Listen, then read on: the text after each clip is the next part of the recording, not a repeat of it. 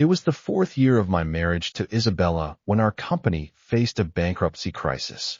To save it, she poached a high-profile project manager from overseas, a man who had successfully delivered projects worth hundreds of millions. However, on his first day, as Nathaniel was finalizing his onboarding, I spotted a butterfly tattoo on his wrist. My face fell, and I immediately vetoed his hiring. When Isabella found out, she had a huge fight with me. Seeing that she was still stubbornly intent on bringing him on board, I proactively offered my resignation and divorce. Isabella stared at me in disbelief. Just because he has a tattoo. We have no such policy in this company. Nathaniel also offered, if you dislike the tattoo, Mr. Grant, I can have it removed.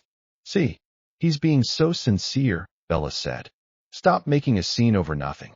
I let out a scornful laugh. Fine. As long as you divorce me, you can give the whole company to him for all I care. Isabella was clearly fuming from my words. Ethan, I admit that having him take over your current position makes you unhappy.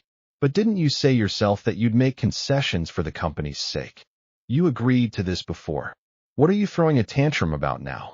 She looked at me with utter incomprehension, her entire face screaming that I was being unreasonable. But I had no intention of explaining. I simply repeated what I had just said. If you insist on hiring him, then we get a divorce. My eyes were locked on her, not missing a single change in her expression. Before this, Isabella and I were known in our circle as the perfect power couple. Even when interests were at stake, we would never hesitate to choose each other. But today, there wasn't the slightest hint that she was willing to compromise for me. After a long while, Isabella tried to persuade me again. Nathaniel is truly a highly capable man. With him here, our company will surely overcome this crisis. Please stop harping on about the tattoo. Besides, our company has no rule against them. I nodded, watching as her expression gradually relaxed. I took out my phone and made a call. I said to the person on the other end, please draft a divorce agreement for me and have it delivered to the company now. Isabella's face froze. The air seemed to solidify. Finally, Nathaniel was the one to break the silence. Mr. Grant, to be honest, this tattoo holds a special meaning for me. I got it when I was with my first love. But since you're so bothered by it, I can have it removed. However, he deliberately paused mid-sentence. Then, putting on a show of making a concession, he said, if I'm not welcome here, your company isn't my only option. The moment he finished speaking, Isabella immediately jumped in. That's enough, Ethan. The company isn't yours, so you wouldn't feel the heartache. But I do. Nathaniel dropped all his work and came back to this country specifically for this job. Your behavior is utterly disheartening. Besides, all our employees are counting on this company for their livelihood. Even if you're trying to oppose me, you should at least consider them. After Isabella said this, the employees who had been quietly trying to stay unnoticed suddenly looked uneasy. Ms. Anderson is right, one murmured. The company is already in trouble. Why is Director Grant so against this? I've been here 3 years, another said. I've seen plenty of public displays of affection between the CEO and the director, but a fight like this is a first. Do you think Director Grant is so upset because he's afraid there won't be a place for him here anymore? Hearing this, I gave a wry smile, feeling a wave of irony. Of course, there were dissenting voices. But I don't think Director Grant is like that, someone rebutted. He's always been kind to us and never pulled rank. Maybe he has a good reason he can't talk about. That's not a good point. Even if he does, the company's interests should come first. The CEO is so busy, yet she still makes him lunch. And now he won't even try to understand her. Men, TCH. They didn't lower their voices, as if intentionally speaking for Isabella's benefit. Clearly, they knew who the real owner of the company was and who they needed to please. But they forgot, if it weren't for me, Isabella's company would have gone bankrupt long ago. I hadn't forgotten the guilty look on Isabella's face the first time I mentioned the tattoo. Since she had made her choice, I would stick to mine. Just as I was thinking this, I heard Isabella yell at them. Shut up, she scolded. Have I not told you to treat Ethan Grant with the same respect you show me? After saying this, she looked back at me. Her tone was now indulgent. All right, stop this now, honey. Don't worry. No one, absolutely no one, will threaten your position in this company. Let's just get Nathaniel on board first. We can discuss the rest at home. I looked at her calmly, my eyes now completely cold. That won't be necessary. Once the lawyer brings the divorce papers and we sign them, we'll have nothing more to do with each other. After saying this, I turned to go to my office to pack my things. Suddenly, I heard the sound of something shattering on the floor behind me. Ethan Grant. I have a temper too, you know. Since you can't tell what's truly important, go home and think it over. You can come back to the company when you've come to your senses. Hearing the threat in her voice, I still didn't turn back. It seemed even now she thought I was just joking with her. To stop me from further interfering with Nathaniel's onboarding, she even ordered security to escort me out. I gave a bitter smile and left the company, just as she wished. After returning home, I immediately pulled out the photo album and found a picture of Isabella from her university days. I confirmed that the butterfly tattoo on her wrist was strikingly similar to the one on Nathaniel's. It was the so-called couple tattoo Nathaniel had mentioned. Back when I first found this photo, the tattoo had immediately caught my eye. It was only because I had seen a similar tattoo at the construction site where my father had his accident. About it, Isabella had only said that she thought it looked cool after seeing a classmate's tattoo, so she had randomly bought a temporary tattoo sticker to try for fun. I was suspicious for a moment, but seeing no actual tattoo mark on her wrist, I didn't think too much of it. Coming out of the memory, I flipped to her university graduation photo. I easily found Nathaniel's face among the graduates. My eyes turned cold, and I immediately made a phone call. I said to the person on the other end, I need you to look into something for me. Shortly after hanging up, the lawyer arrived with the divorce agreement. Along with it were several share transfer agreements. Since we were divorcing, the asset division had to be done properly. I didn't plan to stay with the company, so selling my shares was the best option. Not long after I finished contacting a few major shareholders, Isabella came home. Not only that, but Nathaniel Reed was following behind her, carrying a suitcase. Noticing my look, she explained with a smile, Nathaniel just returned to the country and hasn't found a place to stay yet. I've asked him to stay with us for a few days. You don't mind, do you? I smirked scornfully, finding the situation utterly ridiculous. You've already brought him home before asking for my opinion. Don't you think it's a bit late for that? Furthermore, if I'm not suffering from dementia, I believe I still remember we just had a huge fight at the company not long ago. How can you act as if nothing happened? When I didn't respond, Isabella walked up to me and asked, Are you still angry about what happened at the company? Come on, honey. As long as you're not angry, I can agree to any of your demands, okay? I could hear the coaxing in her tone and see the hint in her eyes. If this were before, I would have given in long ago. But today, I still insisted, sign the divorce agreement. Whether you hire him or bring him home, it has nothing to do with me anymore. Isabella looked at me in silence, seemingly at a loss for words. Just then, Nathaniel stepped in and said, Ms. Anderson, I didn't want to interfere in your family matters, but I simply can't stand by and watch this. You're being so humble, and yet he remains so inconsiderate. It's rather petty. You're doing this for the company's sake. He doesn't understand now, but he will once the company recovers. Sowing discord right in front of me, Nathaniel showed no remorse. Instead, his eyes were filled with provocation when he looked at me. Isabella frowned but did not respond to him. Instead, she looked at me and said, Know your limits. The company is a mess waiting for me to clean up. I don't have time for your nonsense. I nodded. Fine. Contact me when you've made up your mind. As I spoke, I picked up the luggage I had already packed and prepared to leave. Isabella's face was cold and dark, her words completely devoid of patience. Ethan Grant, if you dare walk out that door, don't you dare come back. I glanced at her indifferently, offering a casual smile.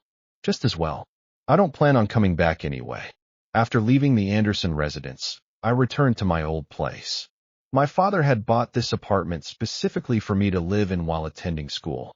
Though not large, it was exceptionally warm and cozy. Most importantly, It was filled with precious memories. So, even after my father's accident, I never sold it. But I had avoided coming back here for a long time, and now it was covered in a layer of dust. It took me several hours to clean it up. Just then, I received a message from Isabella. If you want a divorce, meet me at the company tomorrow at 2 p.m. I frowned, my first reaction being that something felt off. Changed her mind so quickly. Could she be planning some sort of trap for me? As for what kind of trap it specifically was, I would only know by going. The next day, when I arrived at the company, I was stopped outside by Isabella's assistant. Ms. Anderson said she is currently discussing work matters with Director Reed. She cannot be disturbed by anyone without urgent business. I recalled how in the past, I never needed an announcement to enter Isabella's office. I finally understood the saying was true. When the one who got away returns, everyone else must make way. However, for me now, uncovering the truth about my father's death was more important than matters of the heart. So, I nodded and said, okay. But just as I was about to turn and leave, the sound of laughter suddenly came from inside the office. This is hardly discussing work, I thought. It's clearly flirting. Immediately after, the office door opened from the inside. Nathaniel Reed walked out and said to me, Mr. Grant is here. The CEO has been waiting for you. I glanced at him coolly and moved to walk inside. Little did I know, as we passed each other, he whispered, Ethan Grant, you must be dying to know how your father really died, right? I turned my head and met his taunting gaze. My fists had been clenched since yesterday when I saw the tattoo on his wrist. To avoid tipping my hand, I had planned to wait until I had solid evidence before settling the score with him. But now that he dared to provoke me with this, I naturally could bear it no longer. I swung my fist and punched him in the face. A startled scream came from the assistant beside us. Just as I was about to throw a third punch, Isabella, finally reacting, rushed out and shoved me away. She helped Nathaniel up first, then asked with a grim expression, What is the meaning of this? The latter put on an innocent face and explained, I was just trying to advise Mr. Grant to speak with you calmly. I didn't expect him to start hitting me without a word. Almost as soon as his words landed, Isabella slapped me. She coldly snapped, Have you lost your mind? If you have, apologize now. The company is not a place for you to mess around. Me? Apologize to him. In your dreams. Not only will I not apologize, I will see him sent to prison. However, some things were better left unsaid now to avoid alerting the enemy and letting him escape. It's all right, Ms. Anderson, Nathaniel said. It's normal that Mr. Grant isn't ready to accept me. I'll go attend to my work. You two talk. He was the picture of understanding. The more reasonable Nathaniel appeared, the more I seemed like I was throwing an unjustified tantrum. Only after he left did Isabella look at me. She commanded, Get in the office. Not wanting to waste any more time, I directly placed the divorce agreement on the desk. Sign it, I said. Isabella glanced at the divorce agreement, but didn't move to sign. She just looked at me and asked, You've had a night to cool off, and you're still insisting on this divorce nonsense. It seemed her purpose in calling me here today wasn't truly to divorce me. I let out a cold laugh, looking at her mockingly. What exactly do you want to say? Everything I'm doing is for the company. I don't want to fight with you. Just move back home now, and I'll pretend none of this ever happened. Without another word, I picked up the divorce agreement from the desk and turned to leave. Wait. Only then did Isabella relent. Fine, I'll sign the divorce agreement. But the company is holding a new product launch tomorrow. You need to be there. A product launch. How come I didn't know about this? It seemed this was the solution she and Nathaniel had devised. But wanting me there likely meant more trouble was waiting for me. Whatever they were plotting, I would find out tomorrow. The next day, when I arrived at the launch venue, it was already surrounded by reporters. Isabella's company had done well over the years, and its recent troubles had drawn significant attention. Some even spread rumors that the company was cursed. We had never responded to these claims. Until today, when Isabella finally addressed it by releasing photos of me running around everywhere, begging for help in recent days. She announced publicly, The reason our company faces this crisis is that my husband, Mr. Ethan Grant, leaked company secrets. Perhaps because I was psychologically prepared, hearing these words, my heart was surprisingly calm. For a moment, I even felt like laughing. Then, I met Isabella's gaze.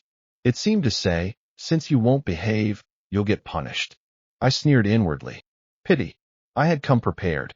Then, she looked away, putting on a sorrowful expression. Although I don't understand why he did it, the company has already suspended him and recruited a new project manager. Everyone can look forward to that. As soon as she finished speaking, the reporters below immediately began firing questions. To this, Isabella just smiled calmly and turned her gaze back to me. A sense of foreboding grew in me. Sure enough, the next second, I heard her say, "My husband is also here. You can ask him directly." Following her pointing finger, all the reporters looked at me. Immediately after, they rushed towards me, jostling and pushing. "Mr. Grant, why did you betray the company? Mr. Grant, by doing this, were you trying to replace your wife and take the CEO position? To my knowledge, Mr. Grant, you essentially married into the Anderson family. Is this a move to covet the Anderson family fortune?" As they spoke, microphones were shoved into my face, jabbing me painfully. On the stage were Isabella and Nathaniel, watching the spectacle with amusement. Below was me, surrounded with nowhere to escape. Fortunately, knowing they had ill intentions, I hadn't come alone. Just as my fourth attempt to threaten them into backing away failed, the company's shareholders finally arrived. The reporters' attention was instantly diverted, and they gradually dispersed towards them. I finally seized the chance to break free and walked onto the stage. I heard Isabella ask, her face unwelcoming, "What are you doing here?" "Someone is framing young Ethan. We're naturally here to clear his name," one shareholder replied. Hearing this, Isabella immediately looked at me, her face darkening. She lowered her voice to a volume only the two of us could hear. "Ethan Grant, what is the meaning of this? I'm only using this as a topic to launch the new product. I was going to clear your name after some time. What do you mean by bringing these old fools here? Don't you know these two can't stand me on a good day?" Faced with her anger, I felt nothing but calm. If she couldn't handle this, she would truly lose it if she knew I had sold my shares to them.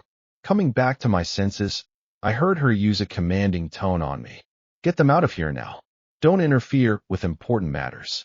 Before I could refuse, Nathaniel walked up beside us. He said in a mocking tone, "Mr. Grant is unwilling to comply. Could it really be, as the reporters said, that you want to take over? Why else would you deliberately bring shareholders here to sabotage the launch?" Hearing Nathaniel's words, Isabella frowned. Just as she was about to open her mouth to blame me, I didn't give her the chance. I turned around, picked up a microphone, and addressed the reporters below. "Let me clarify. I have no personal interest in the company. I am currently undergoing divorce proceedings with Ms. Anderson. As for my shares, I have already sold them to these two shareholders." The moment I finished speaking, Isabella asked in disbelief, "What did you say? How could you sell your shares to other shareholders behind my back?" "Ethan Grant, this is betrayal." From the tremor in her voice, I could tell she was truly furious. But in response, I just raised an eyebrow and smiled fawning. "Bringing your first love into the company and trying to have him replace me. If we're talking betrayal, you started it." Isabella was stunned, surprise flashing in her eyes. She seemed not to have expected me to know about this. The reporters below, also surprised by this layer of our relationship, immediately began murmuring amongst themselves. Nathaniel, however, remained unflustered. He said calmly, "I admit, Ms. Anderson and I were once together. But that's all in the past. Things are completely proper between us now." After offering this explanation, he quickly changed the subject. "Regardless, you cannot simply sell off the shares. After all, Ms. Anderson gave them to you." His words implied that without Isabella, I was nothing. Sure enough, a reporter below immediately chimed in. "You, a man who married in. Ms. Anderson giving you shares was her showing you respect. Selling them off is rather ungrateful, don't you think? Is that so?" I let out a cold laugh and said, word by word, "But if it weren't for me back then, Anderson Holdings would have gone bankrupt long ago, wouldn't it?" As these words landed, the air suddenly went quiet for a few seconds. Reminded by my words, the reporters below remembered. For years ago, Anderson Holdings had indeed faced bankruptcy. Realizing I was about to expose things, Isabella grabbed my arm and threatened, "Ethan Grant, you can't." As she said this, she dug her fingers into my arm, as if she wouldn't let go unless I agreed. But while outsiders might not know this, it was no secret to the company's old shareholders. Isabella tried to stop me, but the two board members I had invited were more than eager to speak up. They immediately explained the situation to the reporters below. This goes back to how Ethan and Isabella met. One began. Back when his father had the accident, Ethan was deeply traumatized and even considered suicide. Isabella appeared by his side then. She constantly counseled him and stayed with him. She was the one who told him, "If you need a reason to live in this world, then let it be for me." For Ethan at that time, Isabella was undoubtedly a beam of light in his dark life. So, he got together with her and married her. He even used his father's compensation money to help her plug the company's financial holes and resolve the bankruptcy crisis at that time. This is also the reason these major shareholders have been so compliant all these years.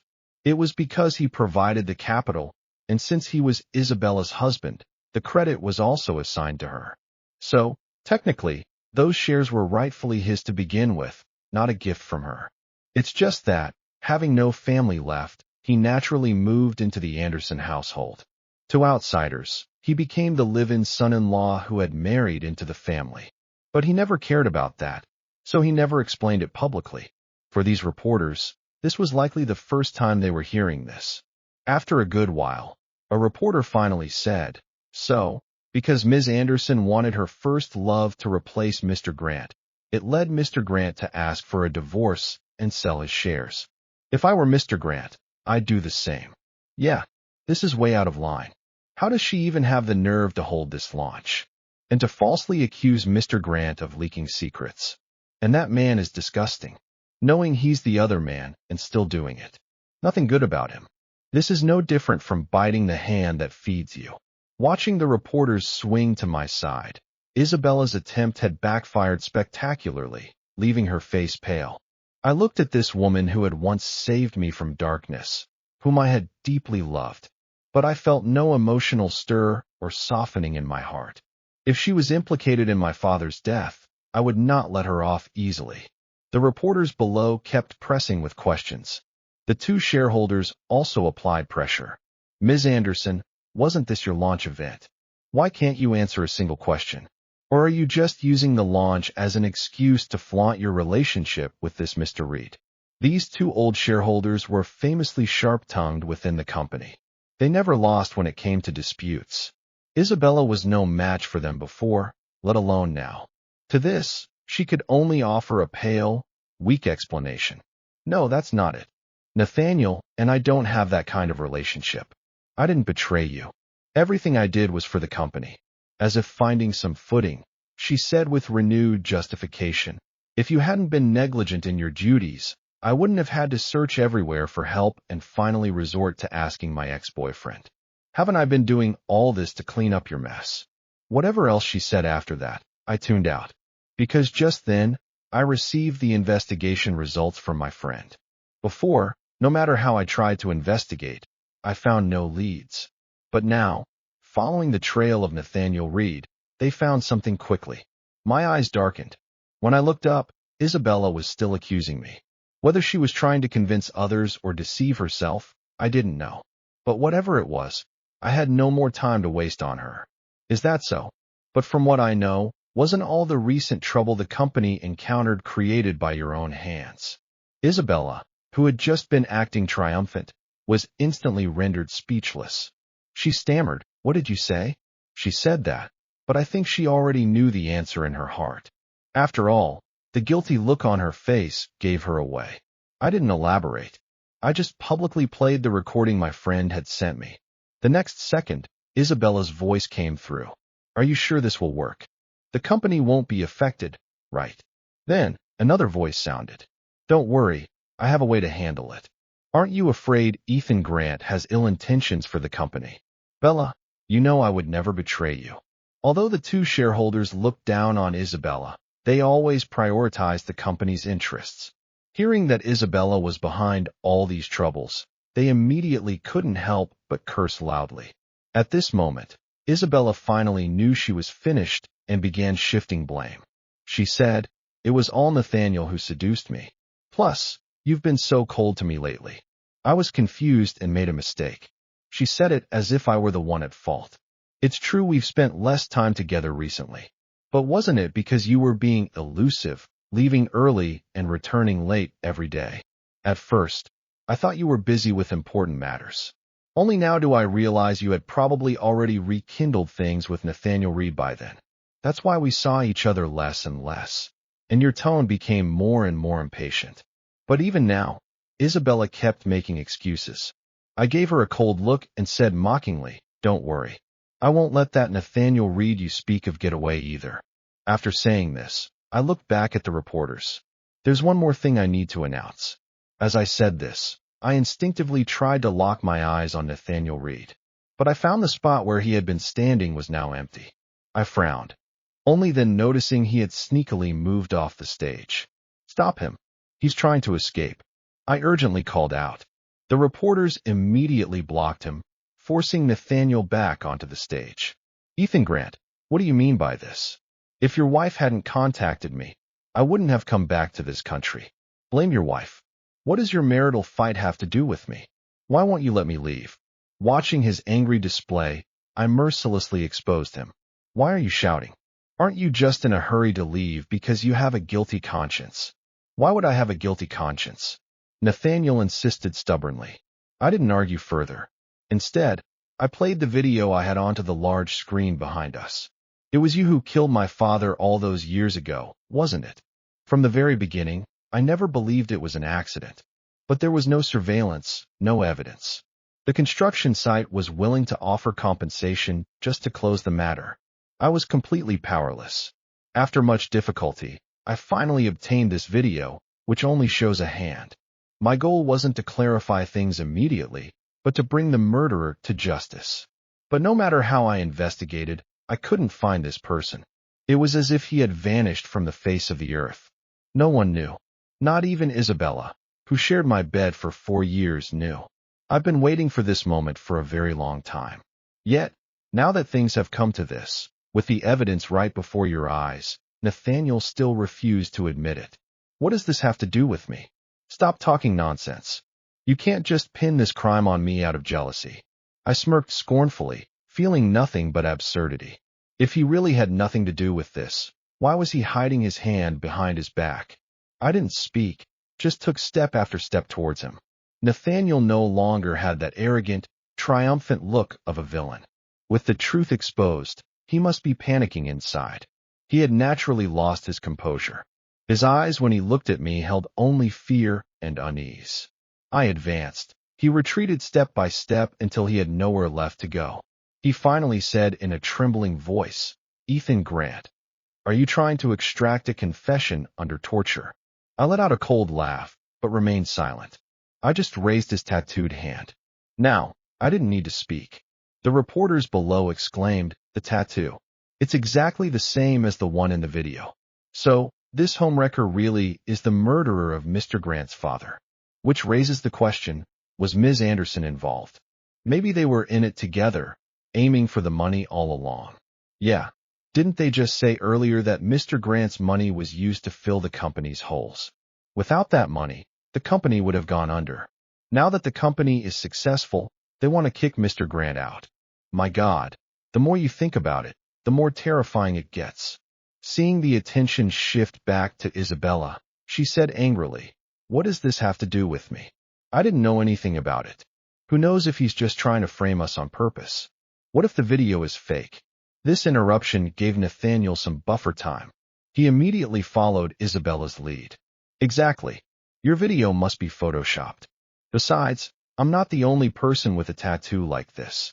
I laughed, patting his shoulder. "Don't worry," I said. "Since I dared to stand up and accuse you, I naturally have other evidence." Nathaniel, who had just calmed down a bit, flew into a rage again in an instant. "What evidence? However, I've already handed all that evidence over to the police. Perhaps you should ask them. As my words fell, the sound of police sirens became audible. Then, officers got out of the cars, approached, and asked, "Who is Nathaniel Reed? We've received a report alleging your involvement in intentional homicide. Please come with us to the station." Nathaniel knew if he went to the police station, he was finished. But attempting to flee right in front of the police was something I hadn't anticipated. However, the final outcome was, of course, no different.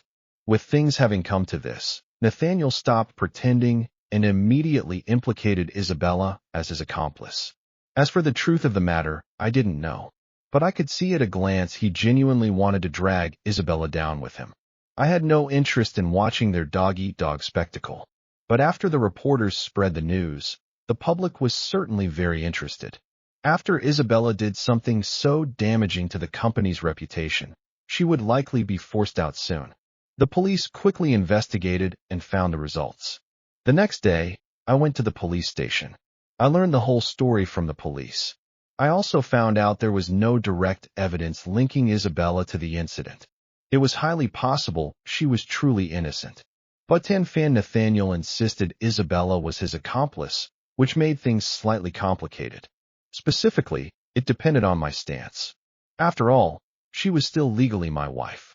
The moment Isabella saw me, she immediately begged, "I'm begging you. Tell the police to let me go. I didn't do anything to wrong you.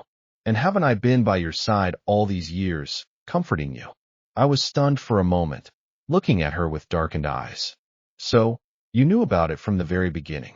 You never truly loved me from the start when you approached me." I let out a cold laugh. She continued, "Calm down. I know Nathaniel wronged you, but you can't implicate me, right? When I found out, I wanted to tell you immediately." Watching her anxious expression as she tried to explain, I sneered. I retorted, "Really? Then why didn't you? If you had told me back then, I might have even thanked you. But now it's too late." Isabella, not grasping my thoughts, hurriedly said, "But I saw how heartbroken you were. I was afraid you couldn't handle the blow. That's why I decided not to tell you. Besides, I knew your father was gone, so I gave you a family." For a moment, I actually saw a trace of naivety on her face. Perhaps she really believed that. But regardless, the guilty party was brought to justice. Nothing else mattered now. I glanced at her covertly and said calmly, "If you want me to sign a letter of understanding to get you out, fine." Under her hopeful gaze, I said, word by word, "Sign the divorce agreement. Divorce me." As the words landed, Isabella immediately shook her head. She refused. I was really wrong. I just listened to Nathaniel's nonsense.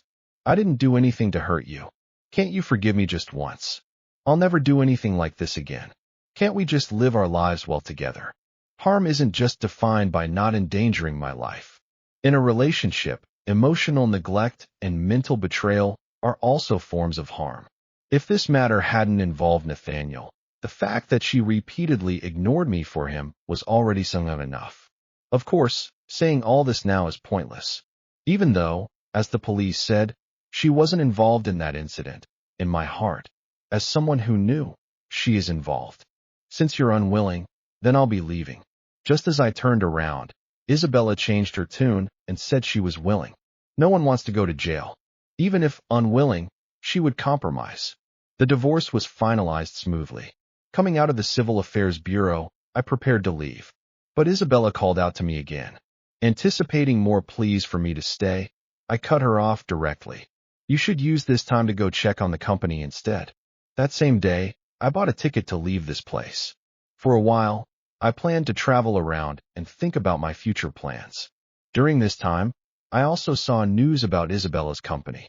After this incident, internal discord was rampant, and its external reputation had collapsed. Although it was still barely holding on, bankruptcy seemed its inevitable fate. Isabella did contact me a few times, not to reconcile, but to ask for my help. After refusing once or twice, I simply blocked her number. Before, I always felt I lived for her. That's why, for the longest time, I felt I couldn't leave her. But now, I will live for myself. I want to see this world properly, for my father.